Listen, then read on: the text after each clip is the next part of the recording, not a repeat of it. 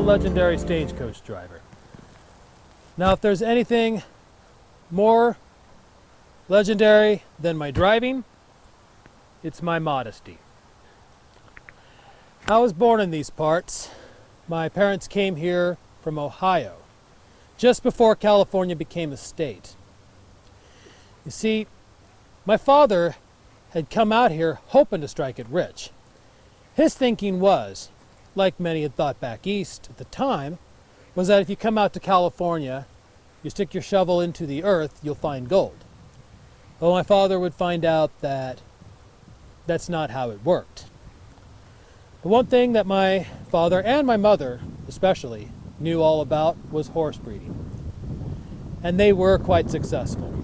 My mother, she was quite the personality. She was half Cherokee and half Scottish.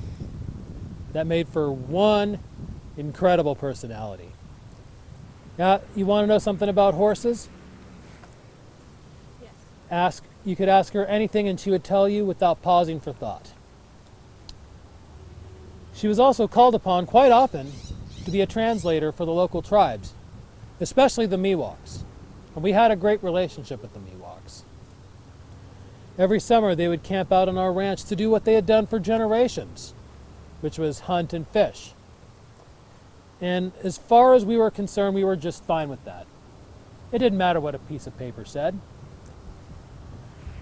Growing up in these foothills with 5 older brothers, an older sister, a tough-as-nails mother, a well-educated father, a Miwok nation, and many horses made me a fairly rough individual. Also made me a fairly shrewd businessman. Now, I would operate 8 stage lines here in El Dorado County. My driving was reported on quite often. In fact, one newspaper saying Mr. Rupley would race his horses down the street as fast as he could and around the bell tower, leaving clouds of dirt in the summer and sheets of mud when it rained. That was me. And the only thing that matched my prowess as a stagecoach driver, it was my way with women. I was married 4 times. My first love was Mary Lavinia. We were young when we got married. We had a big double wedding alongside a couple friends of ours up in Myers. It was so big and so grand that the local papers reported on it. We would have 3 sons, Elmer, Fred, and George. We had a happy life until Mary passed away after only 4 years of marriage. And I had a hard time trying to get past that, but for my son's sake I had to, and so I did. Next, I married Dora Bell. She was a good woman to me and my sons. At least I had thought. And then she ran off and got married to someone else up in Sutter Creek. Then I met another Mary. We got married fairly quickly, and we adopted little Clara, a little girl that was in need of a home. I took to her like she was my own daughter, and I loved her very much. And my sons, they loved her like she was their own little sister. and we all were a happy family again. Until Mary ran off with one of my hired hands. What was worse about that was she took Clara with them. And I wasn't going to stand for that. I found out that they had gotten married up in Eureka. And so I sent the law after her to bring her down and Clara with her so I can divorce Mary proper. But I wasn't going to let it end there. I wanted to make sure it was known to everyone what she had done, as many people. It's what she had done to me and to my sons by taking Clara away like she did. And so I took to a local paper there in Eureka, shaming her for what she had done.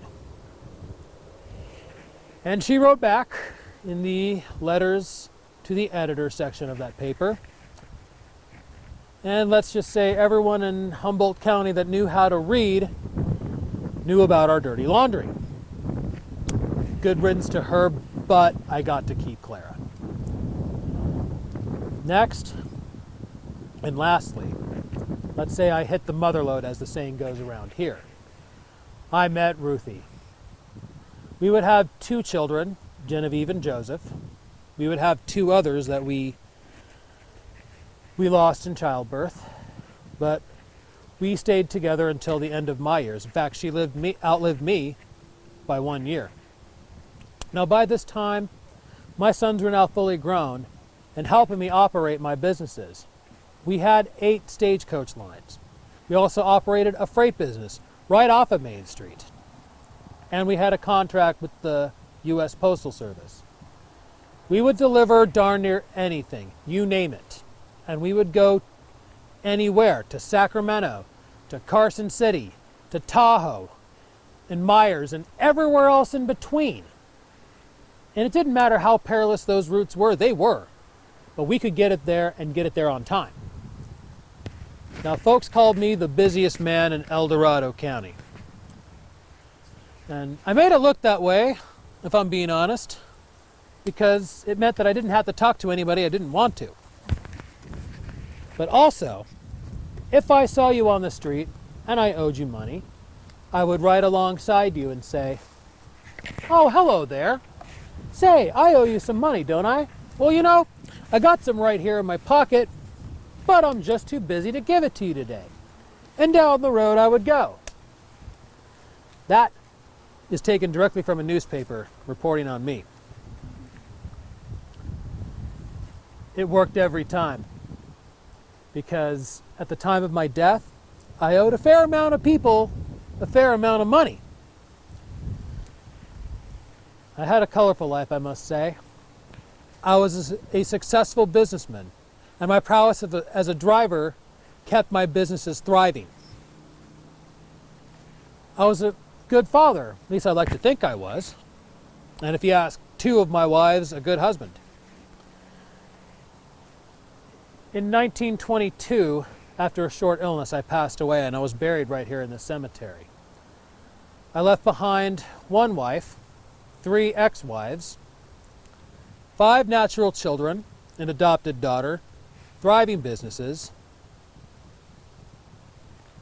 and friends that tried to collect on their debts at my wake.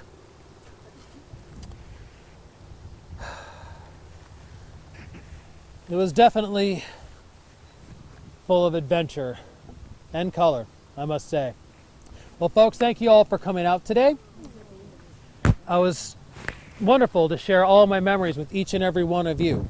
You know, there is a story I would like to share with you, but I'm afraid I'm just too busy to share it today. So, thank you all for coming out and have a wonderful rest of your day.